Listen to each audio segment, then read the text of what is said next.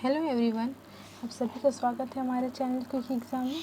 आज का हमारा कंटेंट 24 मई 2022 से रिलेटेड जितने भी इम्पोर्टेंट करंट अफेयर्स हैं उसे इस वीडियो में डिस्कस करने जा रहे हैं।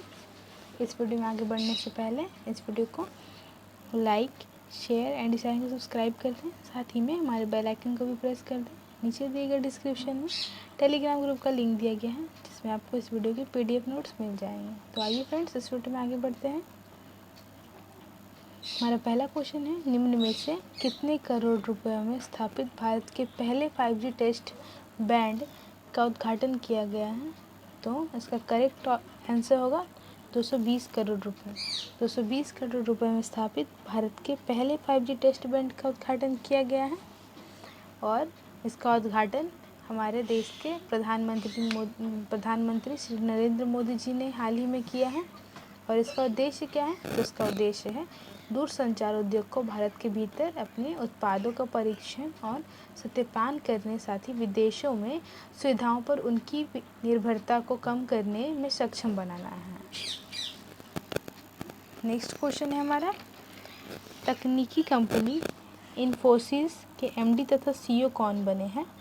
तो तकनीकी कंपनी इन्फोसिस के MD तथा CEO सलील पारेख जी बने हैं। Option C is correct. Infosys Bharat की सबसे बड़ी IT कंपनियों में से एक है। साथ ही इसकी स्थापना कब हुई थी? तो इस कंपनी की स्थापना 7 जुलाई 1981 में हुई थी। और इसका मुख्यालय कहाँ है? तो इसका मुख्यालय बेंगलुरु में है। साथ ही इसके अध्यक्ष कौन है? तो इसके अध्यक्ष हैं नंदन नीलेकानी। अगला क्वेश्चन है हमारा, दिल्ली के नए उपराज्यपाल के रूप में किसे नियुक्त किया गया है? तो दिल्ली के नए उपराज्यपाल के रूप में विनय कुमार सक्सेना जी को नियुक्त किया गया है। Option B is correct. Vinay Kumar Saxena ने अनिल बैजल का स्थान लिया है। अनिल बैजल ने व्यक्तिगत कारणों से इस्तीफा दे दिया था। साथ ही श्री विनय कुमार सक्सेना पहले खादी और ग्राम उद्योग आयोग के अध्यक्ष के रूप में कार्यरत थे। अच्छा, हम जान लेते हैं कि केंद्र शासित प्रदेश के राज्यपाल की जो शक्तियाँ होती है वही भारत में किसी भी राज्य के राज्यपाल की शक्तियाँ दोनों ही समान होती हैं। और भारत में उपराज्यपाल की नियुक्ति कौन करता है? तो उसकी नियुक्ति राष्ट्रपति करते हैं।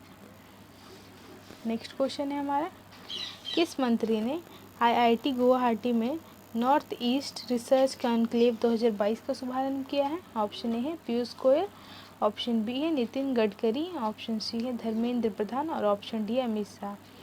तो धर्मेंद्र प्रधान ने IIT गुवाहाटी में नॉर्थ ईस्ट रिसर्च कॉन्क्लेव 2022 का शुभारंभ किया है। Option C is correct.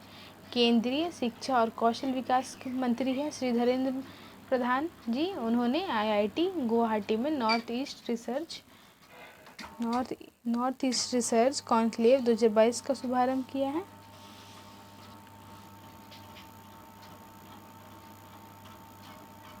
Next question है हमारा, 12वीं हॉकी इंडिया सीनियर महिला राष्ट्रीय चैंपियनशिप का खिताब किसने जीता है?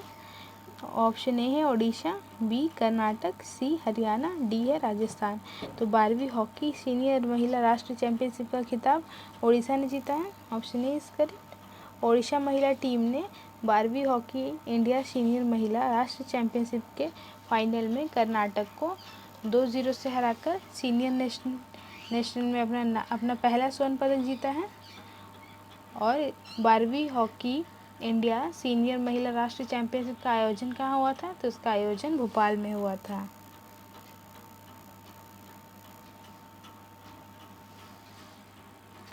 नेक्स्ट क्वेश्चन है हमारा,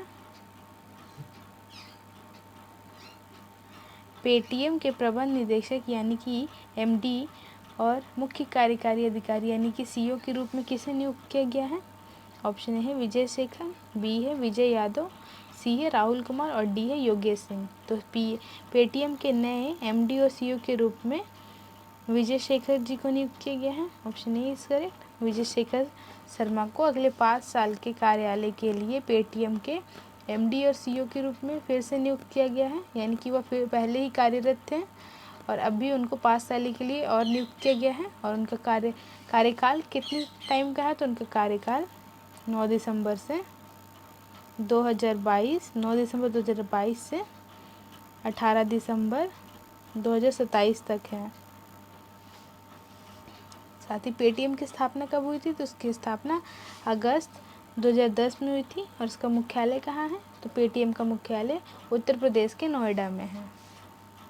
अगला क्वेश्चन है हमारा, भारत और किस देश की नौसेना के बीच समन्वित गश्ती अभ्यास कॉर्पोरेट 2022 का चौथा संस्करण हुआ है, तो option A Sri Lanka, B Oman, C Japan और डी ए बांग्लादेश। तो भारत और बांग्लादेश के नौसेना के बीच समन्वित गश्ती अभ्यास कॉर्पोरेट 2022 का चौथा संस्करण शुरू हुआ है। भारत और बांग्लादेश की नौसेना के बीच समन्वित गश्ती अभ्यास कॉर्पोरेट 2022 का चौथा संस्करण बंगाल की उत्तरी खाड़ी में शुरू हुआ है। और इसका कॉर्पोरेट अभ्यास का मुख्य उद्देश्य क्या है, तो कॉर्पोरेट अभ्यास 2022 का मुख्य उद्देश्य है वाणिज्यिक शिपिंग, अंतर्राष्ट्रीय व्यापार और वैध समुद्री गतिविधियों के संचालन के लिए हिंद महासागर क्षेत्रों को सकुशल और सुरक्षित रखना है। अगला क्वेश्चन देखते हैं हम अपना, ऑस्ट्रेलिया के नए प्रधानमंत्री कौन बने हैं, तो ऑस्ट्रेलिया के नए प्रधानमंत्री एंथनी एल्बनीज़ बने हैं। Option B is correct. Anthony Albanese Australia के 31वें प्रधानमंत्री बने हैं। साथ ही इन्होंने स्कॉट मॉरिसन का स्थान लिया है। अच्छा, ये जान लेते हैं ऑस्ट्रेलिया से रिलेटेड कुछ इंपॉर्टेंट बातें, जैसे कि ऑस्ट्रेलिया की राजधानी क्या है, तो उसकी राजधानी कैनबरा है। साथ ही यहाँ इस ऑस्ट्रेलिया की करेंसी क्या है, तो उसकी करेंसी डॉलर है।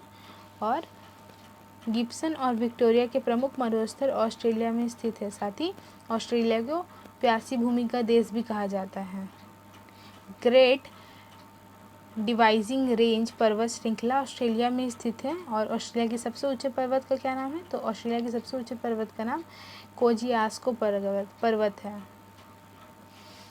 बढ़ते हैं अपने अगले क्वेश्चन की तरफ, उत्तर पूर्वी क्षेत्र में अनुसंधान और नवाचार को बढ़ावा देने के लिए नॉर्थ ईस्ट रिसर्च कॉन्क्लेव का उद्घाटन किसने किया है, तो उत्तर पूर्वी क्षेत्र में अनुसंधान और नवाचार को बढ़ावा देने के लिए नॉर्थ ईस्ट रिसर्च कॉन्क्लेव का उद्घाटन केंद्रीय शिक्षा और कौशल विकास मंत्री धर्मेंद्र प्रधान ने किया है। Option D is correct. केंद्रीय शिक्षा और कौशल विकास मंत्री श्री धर्मेंद्र प्रधान ने असम राज्य के भारतीय प्रौद्योगिकी संस्थान यानी कि IIT गुवाहाटी में नॉर्थ ईस्ट रिसर्च कॉन्क्लेव 2022 का शुभारंभ किया है। और साथ ही यह कॉन्क्लेव उद्योग जगत, शिक्षाविदों और नीति निर्माताओं के बीच के संबंधों को मजबूत करेगा और संसाधन संपन्न उत्तर पूर्वी क्षेत्र के राज्यों तथा देश में अनुसंधान, स्टार्टअप और उद्यमिता से जुड़े इकोसिस्टम को और सुदृढ़ करेगा।